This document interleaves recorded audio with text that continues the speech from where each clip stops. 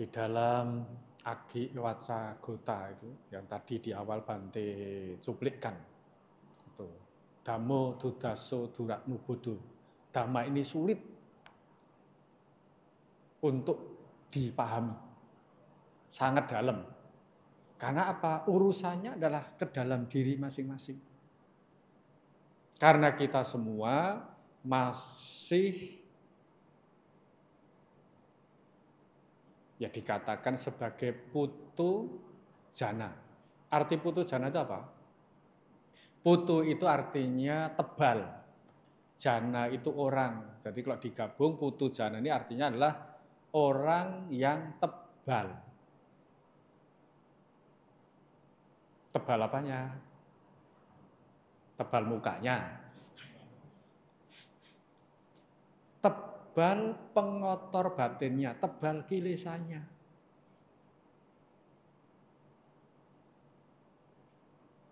Apa saja? Loba masih tebal. Keserakahannya masih kan? Kuat kan? Dosa kebenciannya masih kuat? Moha juga masih kuat.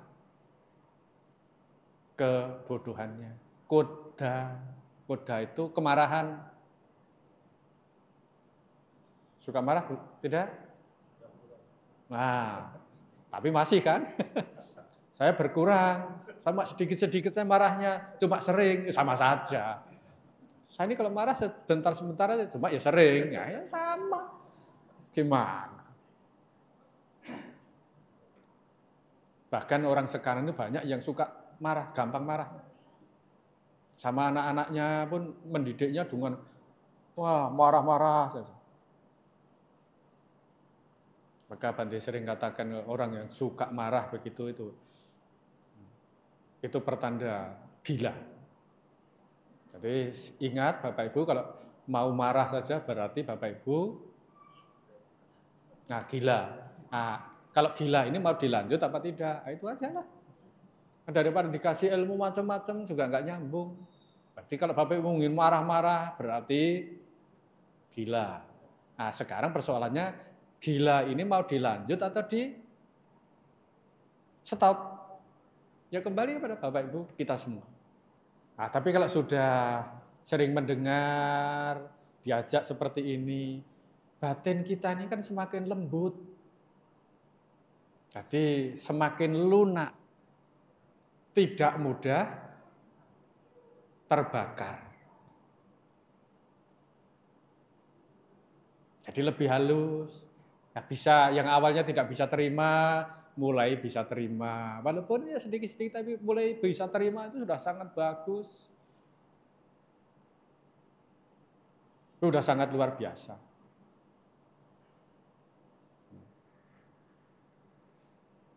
Oleh karena itulah Ibu Bapak Saudara sekalian, jadi pentingnya kita belajar Dhamma. Untuk apa? Meluruskan cara pandang kita yang banyak kelirunya. Kita sering bicara soal baik, buruk. Yang dikatakan baik itu bagaimana? Umumnya kalau orang itu suka membantu kita, dia orang baik. Apakah baik betulan?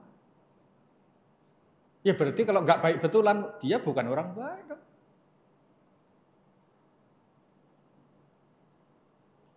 Kalau orang itu tidak membantu kita, berarti orang itu tidak baik. Karena ukurannya baik dan tidak baik itu kalau membantu kita. Nah, di dalam Dhamma itu dikatakan orang baik adalah orang yang mengikis keburukan. Kalau mampu ya melenyapkan keburukan itulah idealnya. Tapi mampu mengikis keburukan itu orang baik. Kalau orang itu menambah keburukan, namanya orang tidak baik.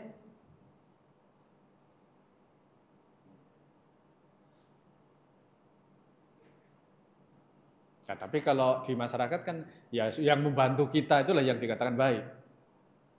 Karena ini urusannya dengan batin. dengan pikiran kita. Kalau orang mengucapkan kata-kata yang halus pasti baik? Pasti baik? Belum tentu. Nanti diuji dari perbuatannya seperti apa. Orang pintar ngomong pasti baik? Belum tentu juga. Nanti dari perbuatannya bagaimana? Apalagi kita memahami tentang jasmani tubuh kita dan batin. Wah, ini lebih tidak mudah lagi.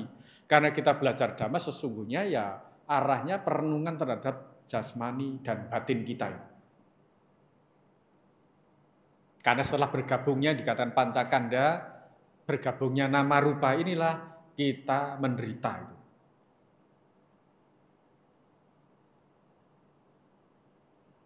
Coba Bapak Ibu baca saat beliau bertekad, bahkan mau bertekad di hadapan Buddha Dipangkara, itu Pertapa Sumedha. Tadi Pertapa Sumedha ini kan diwarisi kekayaan yang banyak. Nah, saat orang tuanya mau meninggal, diwariskan kepada Sumedha ini. Nah, Sumedha berpikir, orang tua saya ini susah payah mencari materi, mengumpulkan emas dan perak.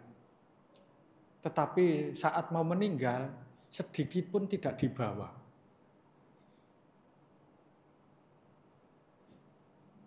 Nah, merenungkan seperti itu. Jadi dikumpulkan dengan susah payah, tetapi saat mau meninggal pun tidak dibawa semuanya. Akhirnya kan Pertapa Sumedha bertekad, udah setelah dikasih warisan banyak itu, bertekad untuk diberikan kepada orang-orang yang membutuhkan. Siapa yang membutuhkan, silahkan.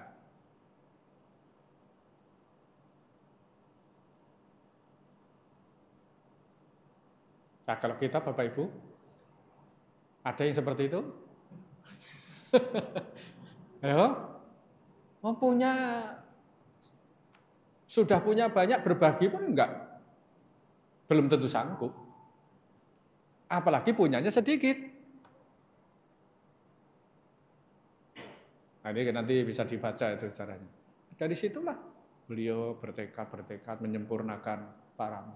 Setelah melihat Buddha Dipangkara bertekad ingin seperti Buddha Dipangkara itu. Nah, untuk menyempurnakan parami, dana paramita, siapa yang butuh silahkan ambil. Ya, karena sudah sampai perenungannya melampaui manusia pada umumnya.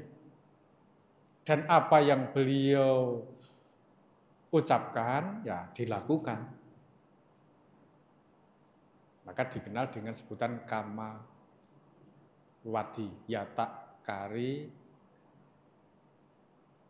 tata wadi, yata wadi, tata kari. Tadi apa yang dibuat, itu yang diucapkan. Apa yang diucapkan, itu yang dilakukan.